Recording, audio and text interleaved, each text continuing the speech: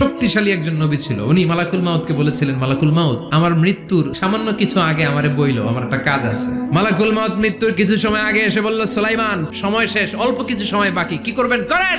সাইয়েদনা সুলাইমান জিনদেরকে ডাকলো, ও জিনেরা, বিশাল একটা প্রজেক্ট আছে, প্রজেক্টে কাজ শুরু করো। আর কিছু জিনকে বলল, চারদিকে গ্লাস ফিটিং করা একটা রুম বানাও। সাইয়েদনা সুলাইমান আলাইহিস সালাম গ্লাস ফিটিং করা রুমের ভেতরে ঢুকলেন। এই রুমে ঢোকার দরজা নাই, হাতে একটা লাঠি নিলেন, লাঠির মধ্যে ভর করে দাঁড়িয়ে রইলেন আর জিনদের দিকে তাকিয়ে রইলেন। জিনেরা এত বদমাশ ছিল, সাইয়েদনা সুলাইমান দাঁড়িয়ে না থাকলে কাজ করতো না, দাঁড়ায় না থাকলে আজও লোকজন কাজ করতে চায় না, ঠিক কিনা?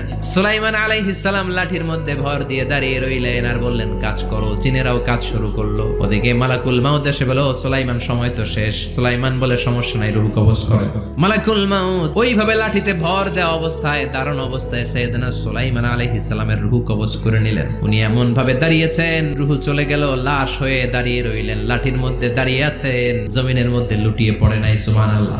জিনেরা মনে করছে বস দাঁড়ায় আছে, কাজ করতে হবে। করতে করতে পুরা প্রজেক্টের কাজ শেষ। ইন দ্য মিন টাইম ঝিঝি পোকা, উই পোকা সুলাইমান আলাইহিস সালাম লাঠির ভেতরে ঢুকে লাঠিও খেয়ে ফেলেছে। সাইয়েদনা সুলাইমান আলাইহিস সালাম ধপাস করে জমিনে পড়েছে। আর জিনেরা কয়, হায় হায়, খালি খালি কাম করছে এতদিন। সুবহানাল্লাহ কইবেন না?